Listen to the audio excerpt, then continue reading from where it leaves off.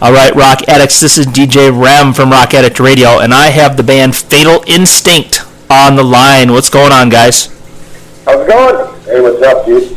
It's going very well. Can you guys, let's start with if you could introduce yourselves and then the other members that are not with us tonight. My name's James Bush. I'm the vocalist of Fatal Instinct.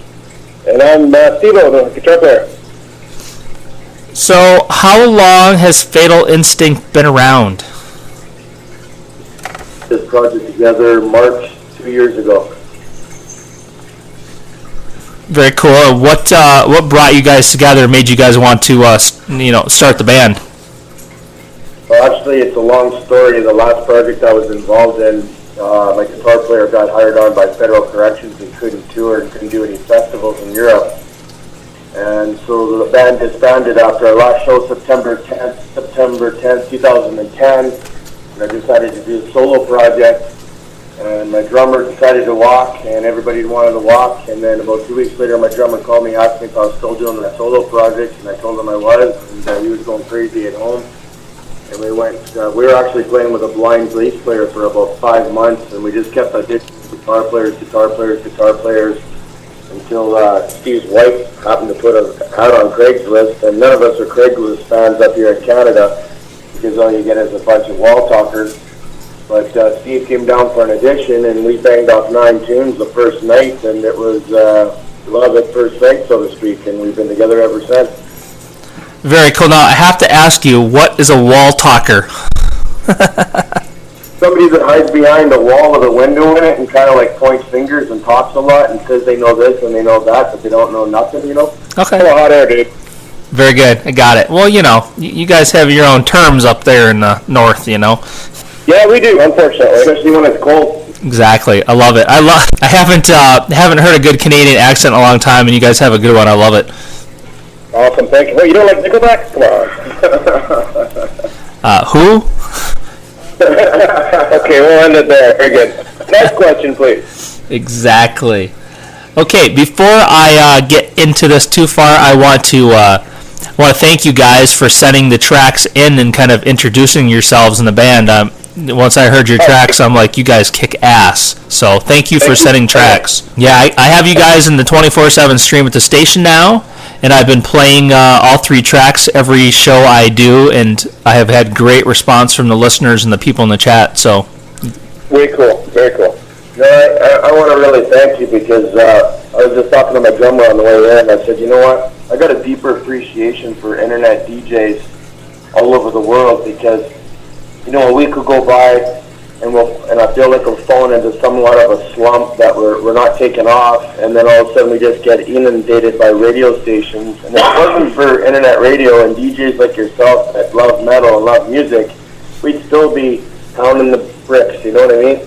So, it's a two-way street, so I want to thank you very much for the opportunity that you've given us to, send some music to the States, and I don't know how far your internet station reaches broadband worldwide or whatever the case may be, but yep, everywhere. Everybody out there listening, you know what, thanks a lot for supporting us, and hopefully we'll see you in a town soon, Yeah, heck yeah, you guys come to Michigan, make sure you tell me you're coming. Oh, for sure, man. Very good. Okay, so how often do you guys all get together and practice right now? Twice a week. Yeah, twice a week. Every Tuesday and Thursday religiously we're here at rehearsal. Very good. And what do you guys have anything lined up for live shows coming up and everything? Yeah, we got one big one coming up a couple days from now, the 24th of August at Maple Ridge, which is a small community around here. Big metal show there, and that's a Saturday at a place called the Wolf Bar. Very cool. How many people do you hope that's going to bring out? Let's hope a couple hundred. That'd be good. Very cool. Our last show we played in all ages with 4 other bands on the bill. We went on first, and it was like meat and potatoes, no lights, no nothing. They had big windows with the sunshine burning through. It must have been about 40 degrees in there, and we went on first, and we probably had about 250 people on at 7:30 on a Friday night come out and support us. So as we keep plugging away, we keep getting more and more support, and people really like the music that we produce because there's no ego in any of the guys in this band. We're real people. We talk to people before the show, after the show. We shake people's hands. We're all about the people, right? And it was an opportunity for us to bring the music to the kids. You know, if the kids can't come to the music in a bar because they're not of age, it was a perfect opportunity for us to bring the music to the children, right? Oh, no doubt. I mean, you want to reach out to as many people, obviously, as you can, and you don't want to have that age restriction. Definitely, you don't want to lose fans because they can't go in the bar. You know. No, we got to start young. That's where they're getting molded the most. Exactly. Turn them metalheads right from the beginning. That's it.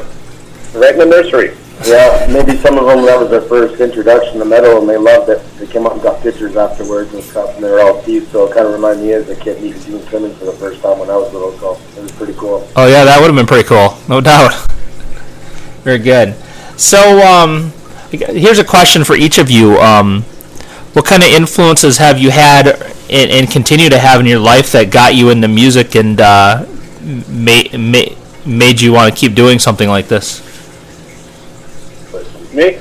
Zach Wild and Nick Cantonese, good friend of mine. And yeah, I've been playing since I was a kid, done some touring over the years. And just the thrill of being on stage and they're just recording music and seeing the reaction of people's faces, just getting to do the stuff that I love to do. You know, it keeps it alive and keeps it vibrant. Next.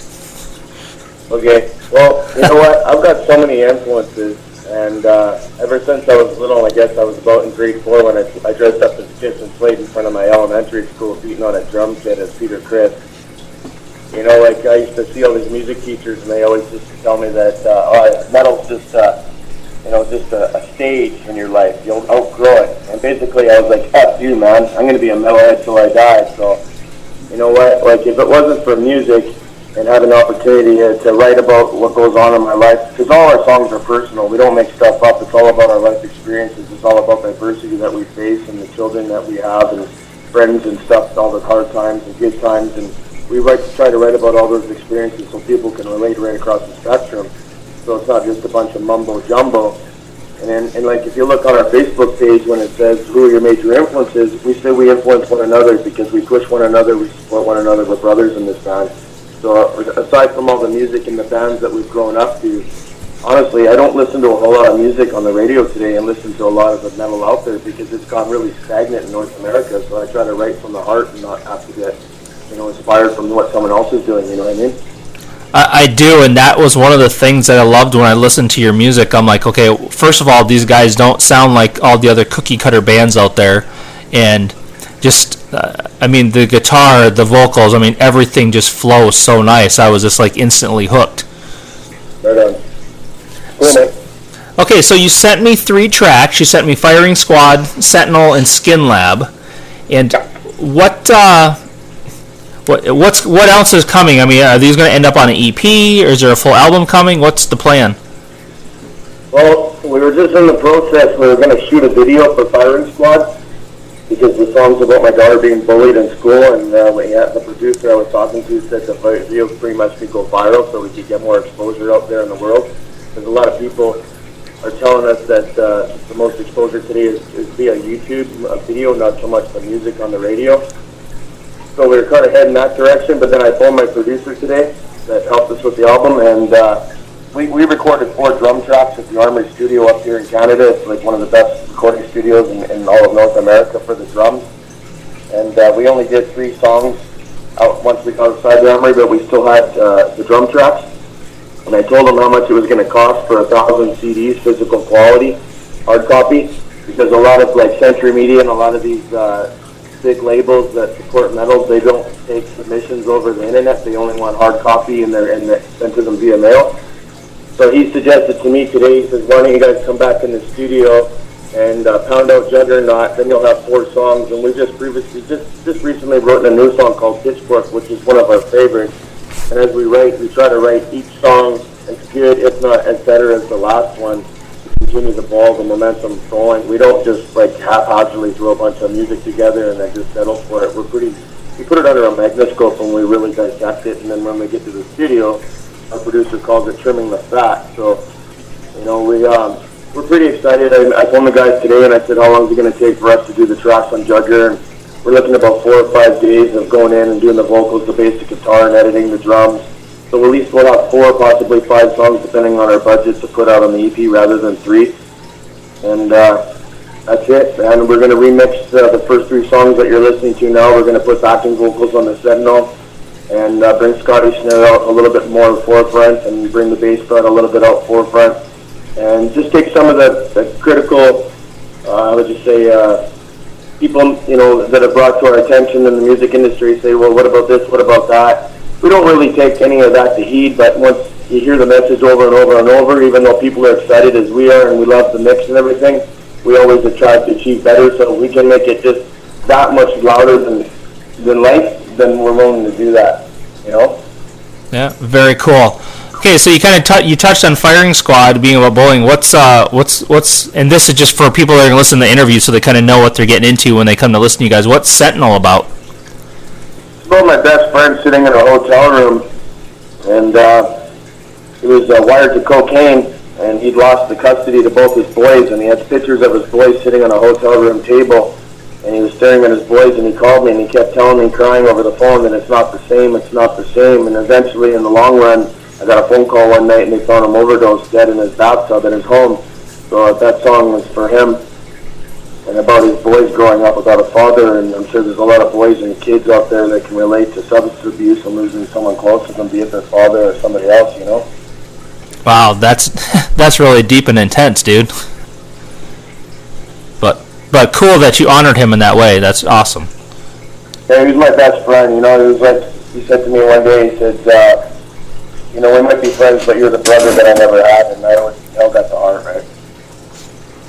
Very good. So I try to be a good uncle to his boys now and raise them with some dignity, show them they're going a different direction so they don't get messed up in that stuff, Right. Very That's good. one of our messages to kids: don't play with drugs. If you're gonna mess with anything, mess with music. Tap in, pick up a guitar, pick up the drums, learn how to sing, grab something and tap into your passion and use it before you throw your life down the crapper. Yeah, exactly. Nothing bad's gonna come from being addicted to music, Not at all. No, definitely not. I mean, here we are talking to you, right? Exactly. Well, I'm gonna say here I am talking to you. So. And you want to know about Skin Lab? Of course.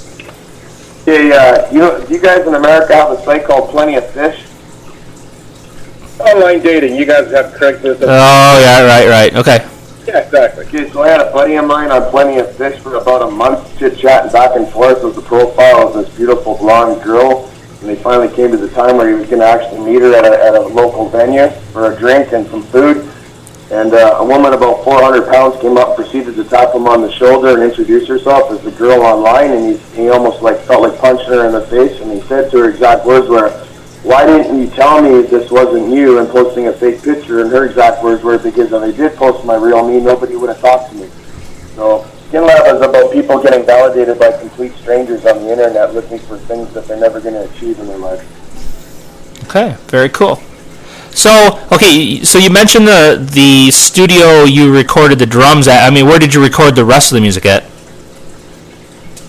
Beat Lab in Elder Grove. Tommy McDonald that plays in the band Headley up here. It's like a pop band, pop band for kids. Okay. Yeah, he owns a studio, and he used to live 2 doors down from our last rehearsal space where we used to jam with a guitar player that played in a band called The Faults in Canada. And we know Tommy from years back. He used to play in a band called Jar and actually toured North America with Sepultura and some other big name bands.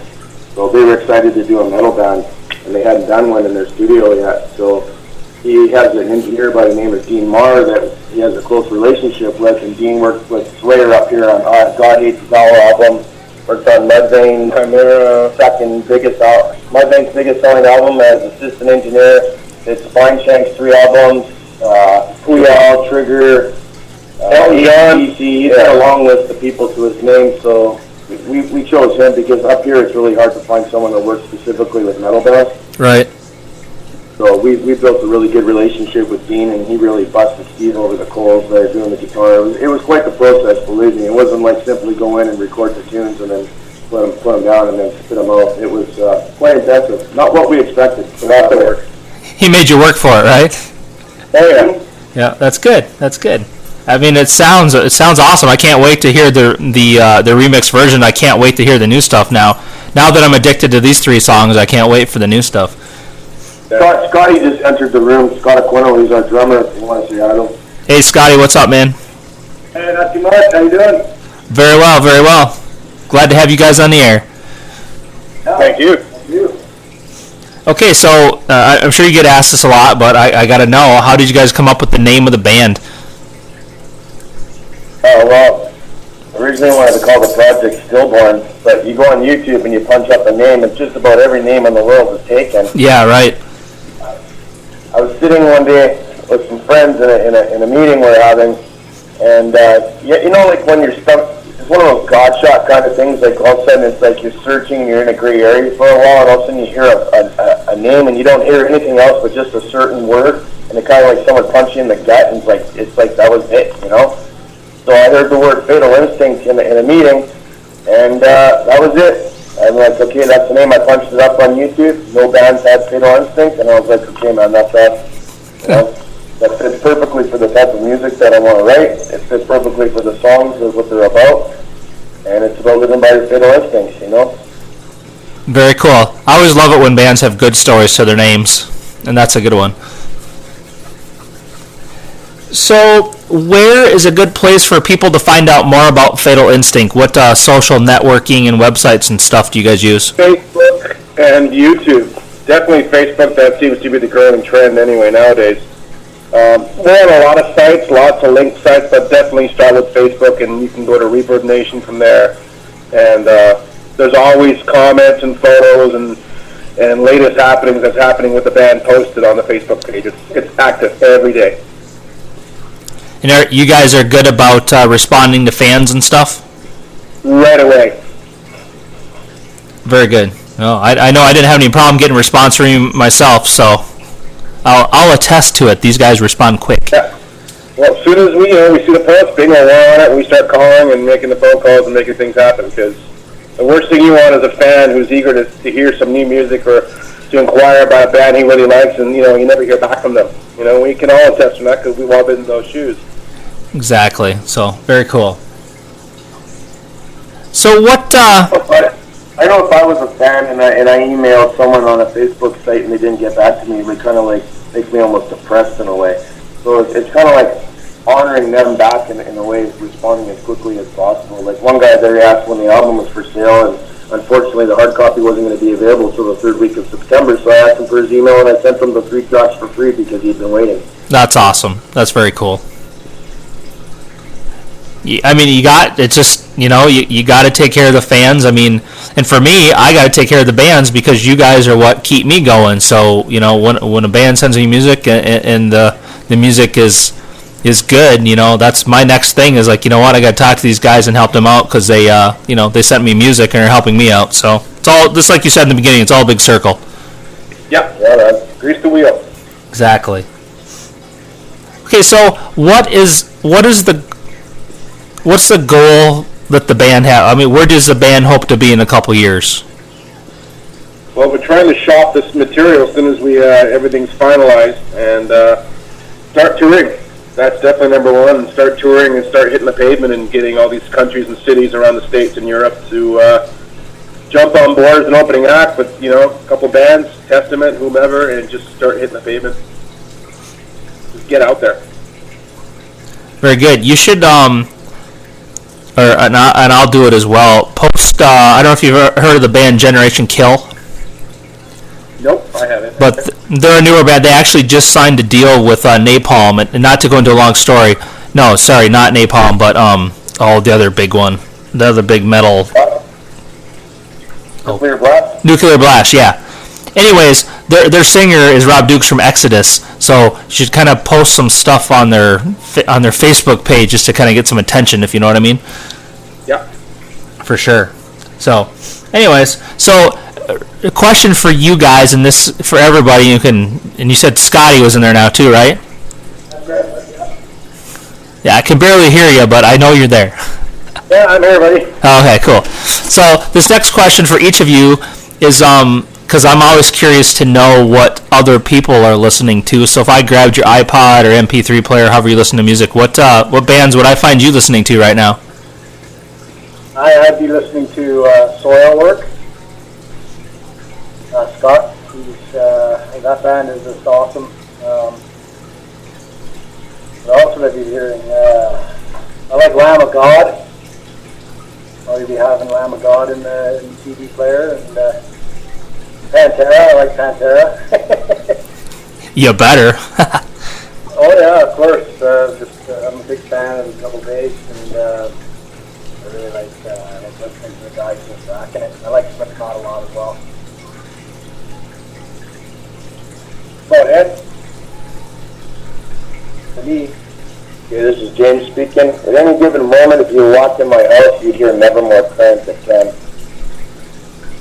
That's a good choice. Nevermore, and actually really like the new Stone side of that Absolute Zero song. I think the production and the video on that is just unbelievable. So that was something I was listening to a lot before we did this recording to have something to gauge by. So other than that, the last week I've been listening to a whole lot of old White Zombie, to tell you the truth. Oh, very cool. I never just get stuck listening to one thing. I mean, I'm probably the only guy in the band that listens to complete Cookie Monster death metal and to King Diamond, to whatever these guys present to me, to the classical, to whatever. I love all music as long as it's good, you know what I mean? Yeah, trust me. Yes, I do. Well, Steve-O here. What have I got currently? Threat Signal. I've got Far Beyond Driven is always in my CD player. New Megadeth album. And, go back into history. I listen to a lot of classic rock. A little bit of everything. My CD player is always changing. Always listening to new influences. Be it pop, metal, rock, or all anything in between. That's very cool. And I can appreciate that because I have a very wide range of musical tastes as well. So, and one band that you should check out is the band Soil. They've been around quite a while and they have a new album out. And you should definitely check out their new video and their new track because it's rocking. Very cool. Definitely on that. That's one of the things I've been listening to. That and Psychosomatic because I love thrash metal. Oh yeah.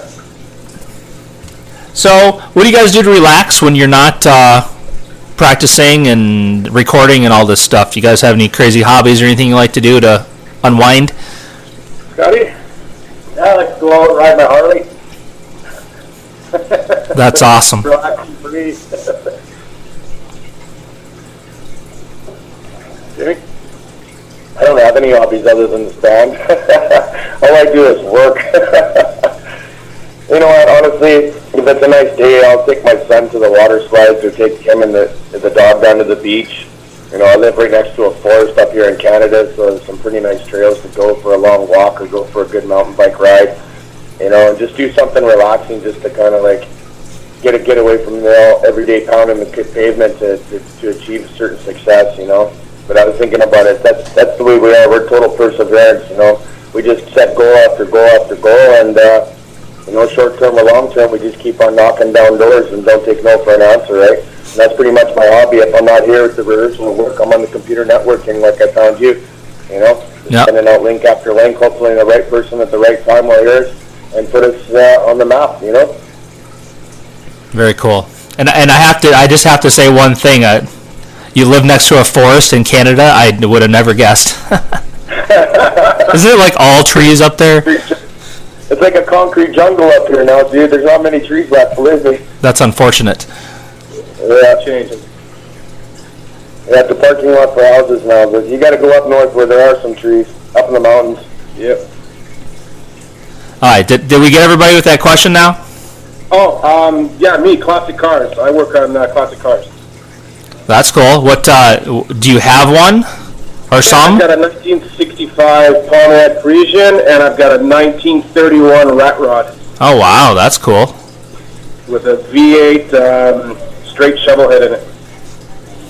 I'm gonna pretend to know what that means. So cool. It's old school, dude. It's basically, it looks like a piece of shit, but it's loud and it's aggressive. Very nice. Okay, so what? This is your chance to sell yourself now. What sets you guys apart from all the other bands out there trying to do the same thing you guys are? What why should people come to live shows? What are they going to get when they come see you guys?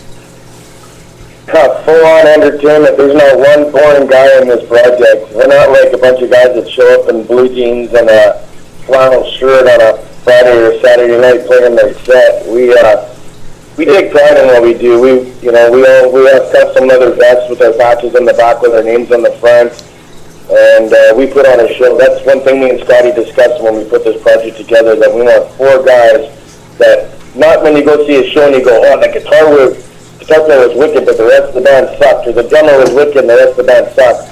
We want people to show up and go, those 4 guys were unbelievable, and that's pretty much what we do every time, and it just comes naturally. We're all showmen. We're doing it for a long time, and we love the music that we play, and it just shows when we're on live on stage, man. Hey. We're entertained. There's not 1 second of the show you will not keep your eyes off something on the show. And if you do, you get nailed by water, because I throw a lot of water when we play live. Or drumsticks, or blood, or spit. Basically, you put a quarter in, and you watch us go. That's what it is. The best ride since a $20 hotel. Nice. So along those same lines, what's the craziest thing that's ever happened to you guys at a live show you've done? You've fallen. Well, the very first show we played at, I did a power scream and I passed out. That was entertaining. I woke up looking at our bass player's feet and didn't know the hell I was, and I got up and then started singing, and I didn't miss a beat. Everybody thought I just tripped, but I actually blocked out because I consumed so much air from the power scream in this hot little bar that we played at. So that was pretty comical. I got to say that's the highlight of this career so far. So one other crazy question to ask you guys, and you've kind of led again me into this. So who in the band spends the most time in front of the mirror before a show?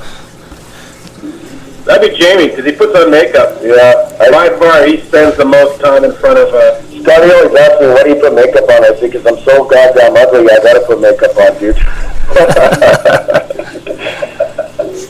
You know what? I've always been a big fan of King Diamond and Gene Simmons and European metal. And up here in Canada, especially in BC, I haven't seen anybody across Canada or in BC that wears makeup. And I've always been big on theatrics, not just the music. So when people come to see us, I like to put on a show where we got lights and strobe lights and theatrics and the more props and things that we can bring out. I mean, I got some big plans for the future to have, 10 songs that were played with a video screen behind us, and we're all incorporated in the storyboard of the video, but we're not playing live in the video, so each song is linked to us playing live, and it shows the story behind, per se, the song, so people have the visualization, not just of what's going on stage at the same time.